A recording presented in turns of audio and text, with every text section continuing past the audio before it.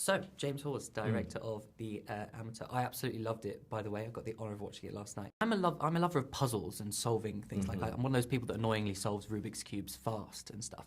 And before I get to the normal questions you'll probably get asked, I thought I'd ask you about a specific prop in your film, that beautiful little metal puzzle. And basically, I just wanted to know about it. Is it a real puzzle? Is it solvable? What was that about? It's not a real... Well, it is now. It is now. But that was something we devised completely. It can work. Okay. It is not completely geared, because that would have been a piece of jewellery to make that Absolutely. all interlock.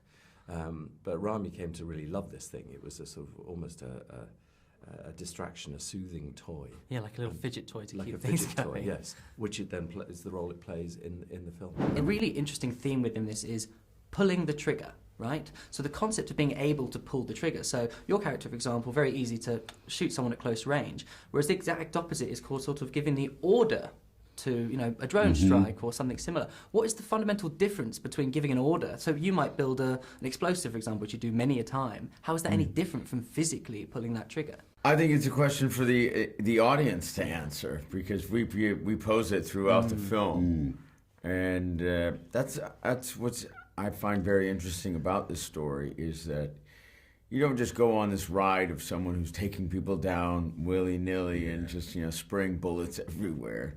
He's actually, you know, questioning the methods behind the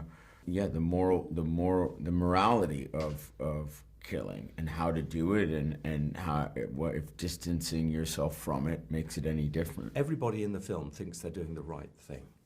They're not doing it for bad reasons as such. They can all justify what they're doing, and that was quite important to us, that it wasn't just moustache-twiddling bad guys who are evil and only out for gain. What about where you got to go to? Because I think in the film, were you in Marseille and is it Istanbul that Yes. you're in? So we filmed in both places, great. which was amazing. I thought it was kind of interesting that you didn't over-glamorize those places. Like, you could have shown the Bosphorus in the beautiful light and, like, the bridges and the mosques and things, but instead it was kind of, like, gritty. Well, I think because they live in the shadows, and this is the world they're inhabiting. You know, in Colline, her story is sort of all based in Istanbul, but where we actually filmed her house and where that area is, that was just outside of Marseille.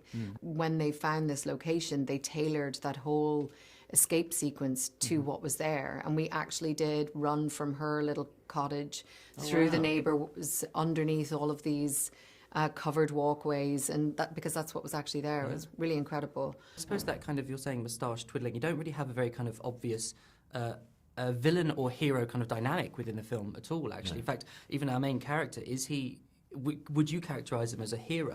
I would characterise him as a hero, and an unexpected hero. And partly because he goes on that journey of initially vengeance, and it becomes more about justice. He sees a bigger aim, he sees a bigger win, he sees a bigger picture that he can be part of. Well, that is actually a perfect answer to that question. I think you might have said that before, but it was perfect. Well, it's early in the morning, you've got me at my better. Definitely not the hero. Definitely about making a hero.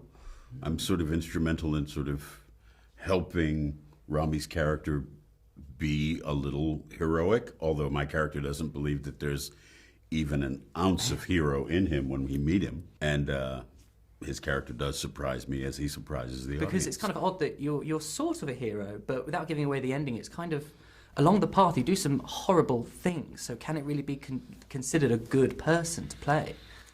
It's tricky when you put anybody in these situations in a film like this and expect them not to do some really lascivious things. There's moral ambiguity to the character, of course, but I think he's questioning that all the way throughout. Your character was kind of immediately very three-dimensional. As soon as you arrive, there's a lot of depth, a lot of kind of gravitas to kind of bring out. How did you kind of tackle that? Was there a lot of work put into it?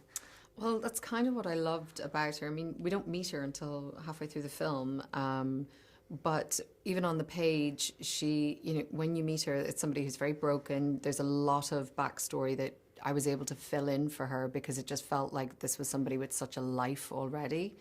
I think you could feel that.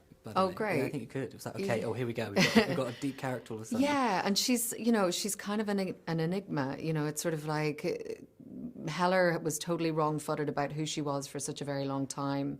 when they meet, he's so shocked. But they have this bond because obviously they've had a somewhat of a previous relationship, which has been totally upended, or his expectations have been upended.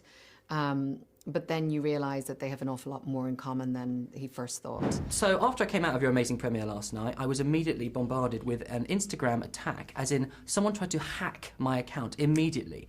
And given the theme of espionage and kind of hacking, I wondered if, well, realistically, was it you?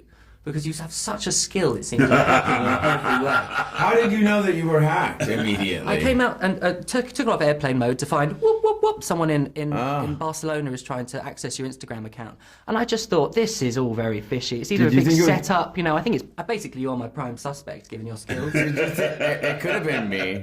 I wonder, did you look? I would have looked around the entire cinema and thought, is this happening to everyone simultaneously? Yeah, it was a bit like, I did honestly get a heartbeat because I've just been through an epic drama. And it is very similar to something that happens in the film. Yeah, absolutely.